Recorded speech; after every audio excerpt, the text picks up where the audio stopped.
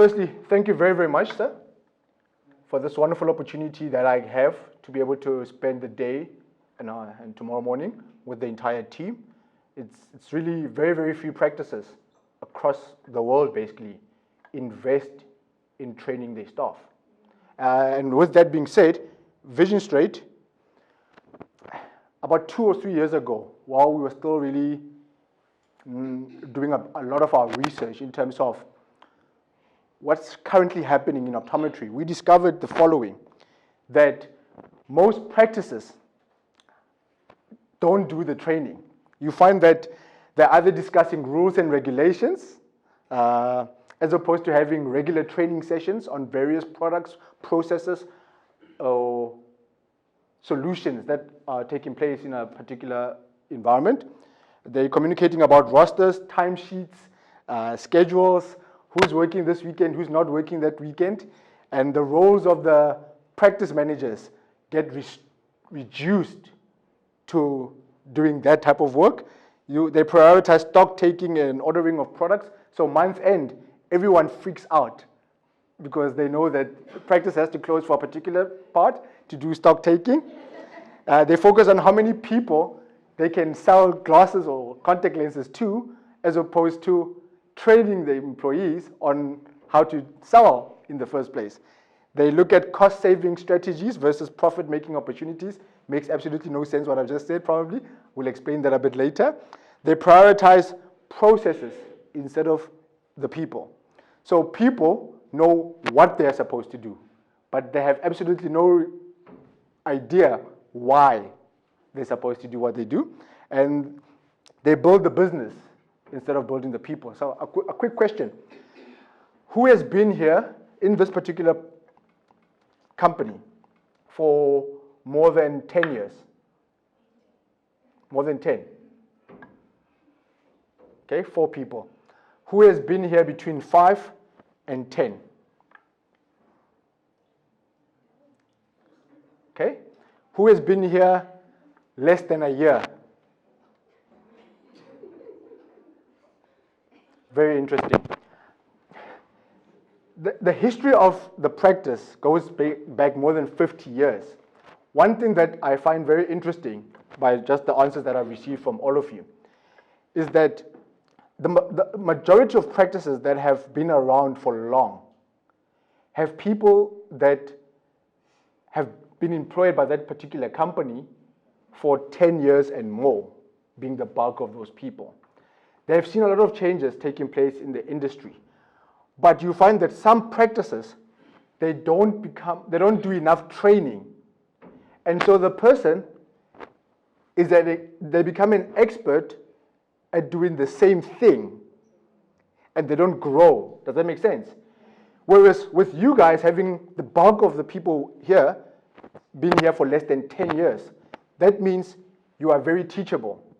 You are willing to learn new things. And with the people that have been here longer and the people who have recently joined the company, when you work together, you bridge the gap between what you all need to learn versus the experienced individuals who have seen the practice go through ups, downs, and then do this. So learn from those that have been around, because they can teach you a lot of things that you will never find in a textbook. I walked into a practice in the UK. This one lady, she had been there, I think, close to 40 years. She specializes in one thing. She knows the names of each and every single person that walks into the practice, including the dogs, the cats. They know each and every single person because over those years, she did not focus a lot on what the practice does. She focused a lot on building relationships, connecting with the people that come to the practice. And so that has resulted in a person moves from one part of the UK to another part of the UK, but every year they keep coming back to that practice for all their eye care related needs. So optometry goes beyond the stuff that we do on a day-to-day basis. with everything that is happening around us, we need to evolve to being more people-orientated as opposed to just being practice-orientated all the time. How many people have read our book or books? Just by a show of hands. The first book? Second book? Okay, cool. All right, so this is basically the stuff that we found in our research. And so what Visionstryt is all about, we believe that optometry has three components to it. It's got an academic component, a clinical component, and a business component. In university, a lot of investment is spent in the academic and clinical components of optometry, and not so much on the business side of optometry. And because of that, the majority of optometrists don't know where to start when it has to do with training of staff, sales training. In majority of practices, you'll find people being referred to as eyewear consultants or optical assistants. But it's very seldom you walk into a practice and you hear someone say, I'm a sales consultant. Does that make sense? We are in the business of educating our patients, obviously, when they come to our practices, performing tests that will produce the results that we need to know how we should manage them. But once they walk out of that test room into the main area, it's all retail. So how our eyewear consultant will think of things will be completely different from how a sales consultant will be thinking of things. Mr. Rodder mentioned earlier on that one thing that he believes and the company believes in is that don't have a lot of specialists in the business. So you won't find a situation where you have only been doing one thing 3 years down the line. So a lot of your responsibilities will rotate amongst you guys. So you'll get an opportunity to be in dispensing. You'll get an opportunity to become a clinical assistant. You'll get an opportunity to be on an administrative side of things. And so today, by the end of the afternoon, I really hope that whatever role that you have been specializing in, you will find ways or better ways or new ways that you can expand on what you already know. But in areas where you feel like, you know what, I'm not really strong on product selection when it comes to the frames. I'm not really strong on communicating with patients that come to the practice. I wish I could just work at the office at the back of the practice. That we will all be able to get to another level, that when we go back into the practices on Monday, we'll be operating on a whole different level of excellence. Cool. So with regards the research, with regards to the academic phase, there's certain things that the optometrist is responsible for. We also refer to it as the educational phase. And so I've put a bunch of questions here, and let's open it up to you guys. On a daily basis, before I even get there, because optometry has the educational, health, and retail component, we were taught in school that people that come to the practice are patients. But because it's got three components, you'll find that for those who have read our book, we mention a lot in the book that we actually refer to them as consumers. And then within consumers, you have patients, customers, and clients. And so there's certain responsibilities that the optometrist and the dispensers have with regards to the patient, or the academic phase, the clinical phase, with regards to what customers are doing, and the sales phase with regards to what you're all getting involved in. So there's a role to play for everyone. So for example, when a person comes into your practice and says, how much does it cost to get my eyes tested here? What do you guys normally say? Tell them the price. You tell them the price, right? Do you ever find yourself saying, is it cash or medical aid? Yes. Right? And then what else? Do you just leave it at, and then I say it's cash, and then you tell me the price, and you say 400 rands, for example. Yes, ma'am? Also, I tend to offer patients our package rates as well that we have. Mm-hmm. Sometimes patients will say on the phone, yes, but it might be a little bit pricey for me, so I don't have a lot of money, so what can you offer me? Well, we can offer you a single vision package rate which includes your eye test frame and standard single vision lenses at a much reduced rate. You get the same quality, but at the end of the day, we're just taking care of you. And Perfect. yeah. Perfect. Anyone else? That's very, very good. Now, over and above that, when when a person asks you a question, always put yourself in a situation where you're asking yourself why that person is asking you that question. So when a person says, how much do you guys charge for an eye test? That means they're thinking about getting their eyes tested.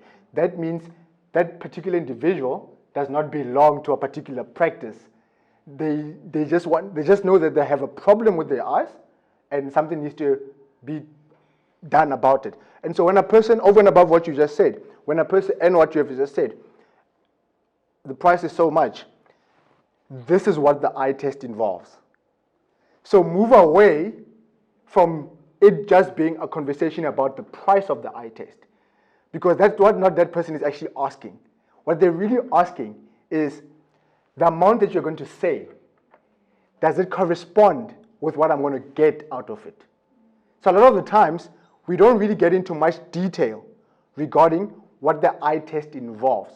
And so on a weekly basis or on a monthly basis, whichever way, this is how we actually see training. Week 1, staff training, where we just touching base on what's happening in the practice.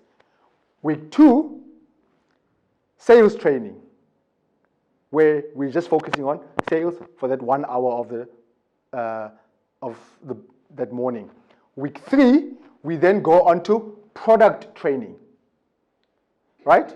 So each week you'll have a particular product. So let's say you stock a particular brand. I'm not going to mention any brand names because there's no supplier that's advertising their brands here today. So I'm just going to mention from the top of my head. But let's say you guys stock high-end brands. That particular sales rep, just the same way that Cooper has just done this morning, they need to be coming into your practices and training you guys on the features and benefits of their brands and how best to sell and position those brands within your practice. It has to not only be about the product itself, but also about merchandising, how do you stock it, and all of those things combined. And week 4, it's people training. Month number 2, you start the process again. And you keep doing that. And how you do, if let's say one of your practices, average number of people employed in a practice? 5, right? Every time there's a training on a product, this month, one person is going to talk about that. The other one is going to do sales. The other one is going to do key components on staff training. The following month, it rotates. So every time you do that, by the 6th month, everyone has had a chance to be involved and present to the entire group. And you do it like for an hour with an agenda that is preset. I can always send you templates for that so that it makes the process easier in terms of what you can, to get you guys started. So you do that. And so very, very important that in the staff training, the optical assistants know what the optometrists are saying in the test room. And you'll see later on what are the possible components of the eye test that you guys need to know that are very, very important. And so when a person asks you that, secure the appointment immediately. If it's a new person that comes to your practice, this thing of, let me just check the diary, we'll see you next week. Guess what's going to happen next week? That person is going to come back.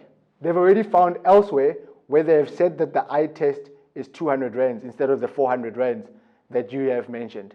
And because it's been now about price, in the back of their mind is, if those ones can do it at 200 rands, why am I going to spend 400 rands there? However, once you have explained what's involved in it, and you said 400 rands, or let's say 800 rands, and they go elsewhere and they hear 200 rands, at the back of their mind, they're thinking, clearly I'm going to get 200 rands worth of services there, as opposed to 400 rands worth of services there. Make sense? So always think of answers in that manner as to why someone is asking you that. Right? So the other thing, can I please get a quotation on the following, like spectacles, single vision, bifocal, multifocal, coatings, tints? Do you guys have specific price points within the practice, or you always go to a file that you look at the file? So let me put it this way. For anyone who has been working here for more than, let's be reasonable, for more than a year, right?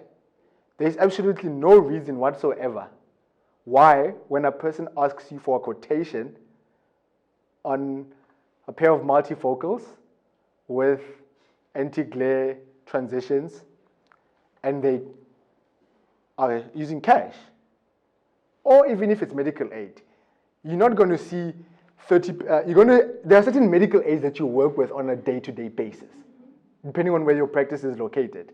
So if it's a certain medical aid that you're constantly working with, you have to, if you've been working here for more than a year, you have to know the combination price, right, when it's cash on what I've just mentioned, as well as 2 other additional medical aids that you work with the most. Does that make sense? And on top of that, you then know that the biggest mistake that the majority of practices do is that they focus on, they don't want to sound too expensive when they're talking about the extras. So what do? They're talking about the cheapest anti-glare coating, the cheapest coats, the cheapest material. And so the time the optometrist needs to now see the patient, they are restricted with regards to what information that they can share with the particular patient. And so very, very important that you know what the price is of your best material. The price is of your best tints and coatings and frames versus the price of those that are less expensive. And you have your price range. Very, very important. A person will not need to be worried too much about the price that you're going to say if you have explained what they're going to be getting, why they're going to get it, and what the features and benefits of what they're going to get. So every time you explain a price, do yourself a favor. Don't talk about price. Talk about what the product does. So if I'm going to give you a quotation and I'm going to write, have templates readily available, because you're going to have different people. Someone walks into your practice. Okay, I'm from Johannesburg, so things are a bit different. As I stood outside there earlier on, I was talking to Ernest, and I said, Ernest, in Johannesburg, we don't have quality of life. Like, I was just watching people running out there with their dogs, and I'm like, there's no quality of life there. Because why? We're always in a rush. So what happens in Joburg, when a person comes and they're asking for a quotation, ideally, you will need a preset template that already has the products listed so that you can quickly write the price down for someone who's in a hurry. But perhaps here in East London, things might be different. When a person comes to your practice, they have a bit more time because they're not always in a rush. So sit them down. Sit them down. Whenever you're going to talk to someone about anything that has to do with money, sit them down. Get them relaxed and explain, this is what we do here. This is the benefits of the product that we sell. And these are the price ranges of what we sell. They range from, don't start at the lowest one.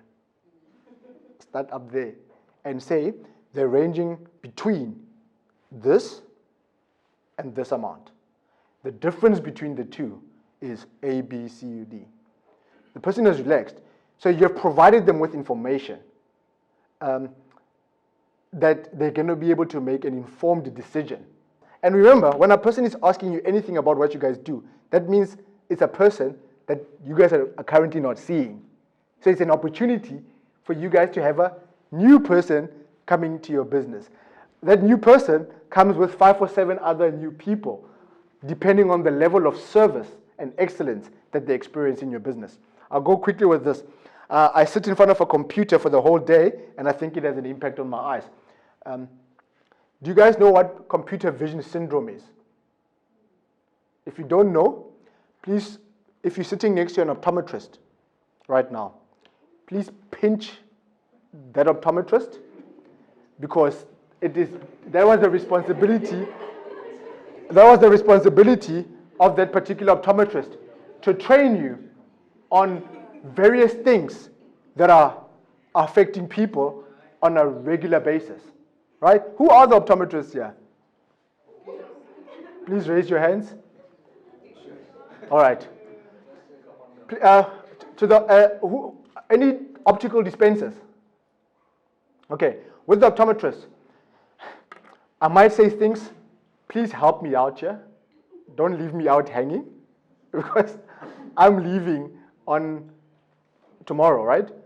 We don't want a situation whereby, we've compressed this training. When we did this training, it used to be like a 2 or 3 day event. So we've compressed it.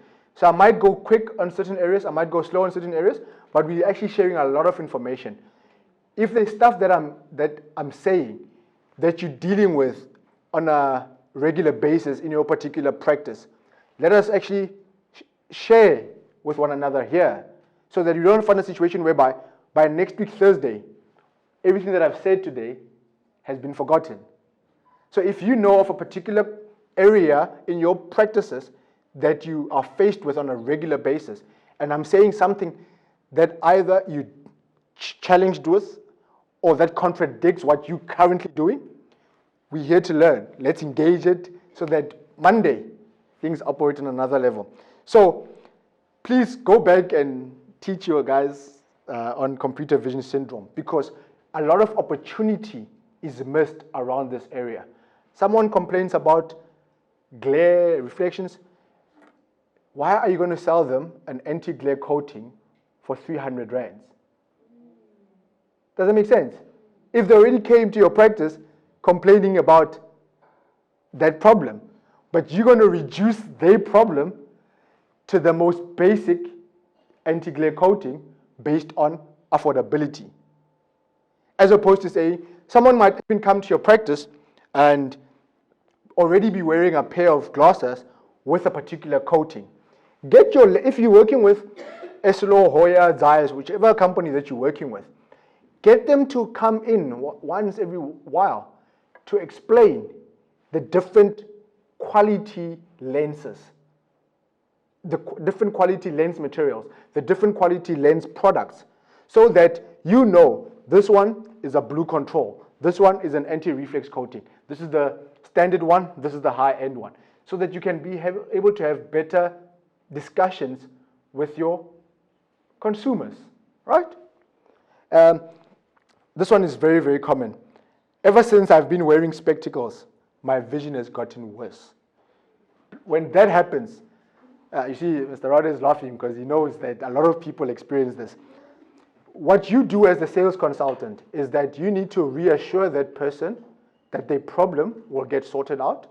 And even if the diary is chock-block, that person is very anxious. They need answers. They need to know what the way forward is. Go quickly in the back.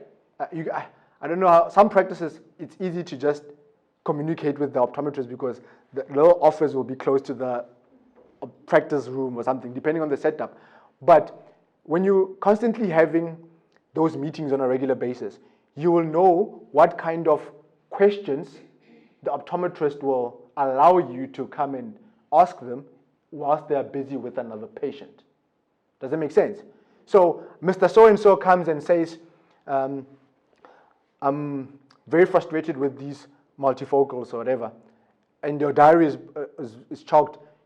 Try and squeeze him in as early as you possibly can. Make those necessary adjustments within the program, and don't be too rigid on things like that.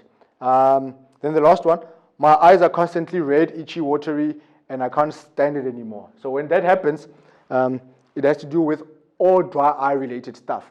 And so if you have a referral system that you work with particular ophthalmologists, be rest assured that the bulk of optometry practices around the particular area don't necessarily have good relationships with the particular ophthalmologist. So if you currently have a good relationship with a particular ophthalmology company or practice, go back and strengthen those relationships. Always follow up with the referral that you made. Always send the thank you for sending me this referral. The initiative must come from the optometry practice. So every time you send a referral, follow up that the person did go for that appointment and say thank you and request for the feedback. Get in the habit of constantly doing that. And quickly go through this. And so the educational phase, as you saw in that other slide, it has to do with research, learning, and the scope of practice. With regards to research, there are certain technological advances that I will mention in a minute. New information regarding pathology. Yanni touched base on that, so I'm not going to get into detail with that. And certain trends. The last session of the day or of the training has to do with dispensing. So we'll go into more detail with that. And with regards to the scope of practice, in the book, the practical guide for optometric staff, there's a chapter on all the legal stuff. So all the different acts that affect optometry, what the act is, and what you're supposed to know from it, and what you're supposed to do about it. It's in the book, and legal stuff. And then, just to finish it off here, the health phase, there's the role of the optometrist versus the role of the sales consultants. I touched base on that. And retail, the second part of the training has to do with sales. And so we go into a lot of detail regarding that. And so, with regards, I remember I just said to you, I'll mention technology and exactly what it's all about. The world is changing. So this is stuff that's not in the book. I will make the notes available to think. It was very, very important. You see, Mr. Rodder was one of the first people that actually bought our book, our first book, way back in 2016. And so when I was coming here, 2 years later now, he follows me religiously on social media. So he's aware of a lot of our work that we do. And so when I was coming here, I had to make sure that I'm going to be able to share information that goes beyond what's in the books. I think your practice is part of the Isoliso network of practices. So it means the whole of last year, you would have gotten a lot of our articles as well that we wrote through Isoliso. So at the back of my mind, I was thinking, how do I go beyond the training today? Because you have a lot of our information already. And so I included a couple of slides, actually quite a lot, of stuff that is not in any of our books. It will be obviously in our third book, correct? So technology is significantly impacting all industries. Optometry is not immune to any of that. And so what is the future of disruptive technology on the optometry industry? Well, we have listed a few of these things. With regards, I'm just going to give a brief overview. So this is an extract from our book that's being released in about 2 months from now. So we said the future of industry. Your practice and entire business model basically will need to be readjusted if necessary, if it is still going to be able to thrive and exist in the next 30 years, like you put it earlier on. So what has brought you this far is going to be completely different from what it will take you to the next 30 years.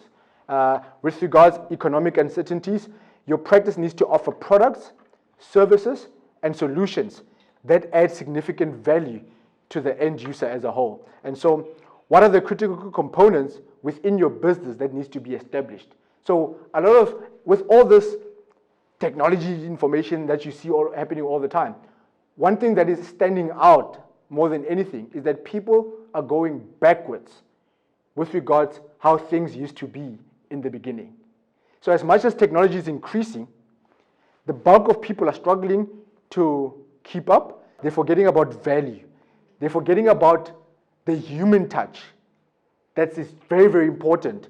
And so when things change and people are making all these crazy decisions and all that, when you communicate with that consumer in front of you, be real, be authentic, be genuine, don't be so focused on trying to sell people stuff.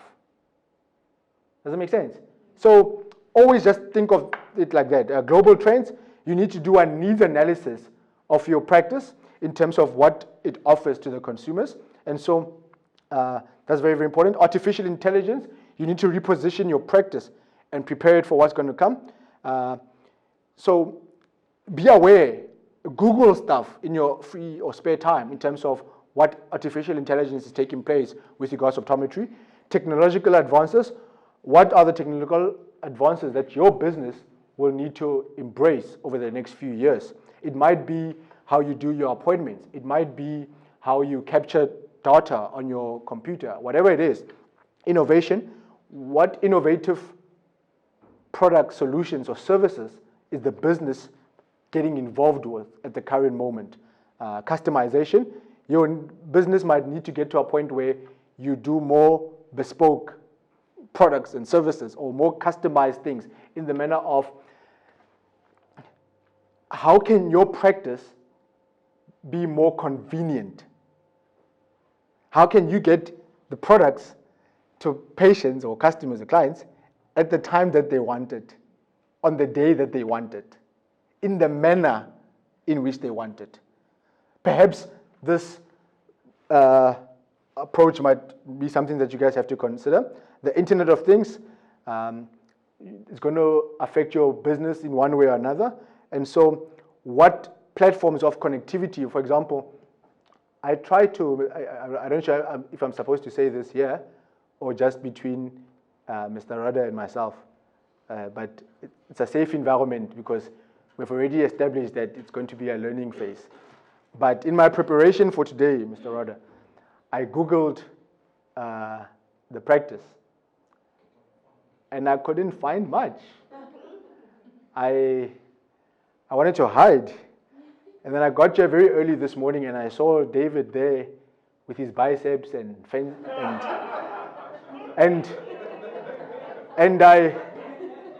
I looked at his dress code and I'm like, yo, this guy dresses very cool, you know? And then it was like, but it does not correspond with what I Google because there's not even a company website. And so there's a disconnection between where you are at, the amazing things that are happening, and the amazing things that are not happening. You know, for example, the staff training. Shockingly, Manus, shockingly, the practices that are calling us for staff training are the practices that don't need us. I don't understand why. No one has been able to explain to me why that is the case. So what you guys have, the fact that you came together today, and you're already doing a phenomenal job. And the fact that you called us and you set up this whole training thing, it means that you're already forward thinking. So let it not stop there. Let it be forward thinking in the various components, because with regards the internet, for example, there's a wide range of people that don't approach things in the manner in which they used to 10 years ago. Vision Active or CrossFit? Neither. So where do you train? Okay, when you look at yourself, you don't have a belly and all that. You train very well. What has been, the reason why I'm asking that is that there's an emergence of various lifestyle-related things in societies, whether it be gyms, places to eat, where they get their glasses, the types of glasses that they get, all of that is changing. And so as a business, you might have to find yourself repositioning the practice to say, we have been serving this population for the longest of time, but how many new patients are we seeing in the various practices? How many of the people are coming back for the services again a year or 2 years later? But on top of that, are the people being upsold on the products and services, or are they downgrading the products and services that they used to get? So when you go back into the practices, you need to really do a needs analysis of those different components, because things are changing. And so there are certain things that will not be applicable to you guys because of your location, but there will be various other components within the business that you might have to consider. And then disruptive technology, don't fear it. Just look at your current way of doing things versus your future way of doing things, and it should be fine. And all these different components of optometry are based on 6 principles that we believe in should exist in practices. It's detailed in the book, the first book, I think. It's excellence and efficiency, number 1. Accountability and leadership. Great service delivery. Increased productivity and profit margins.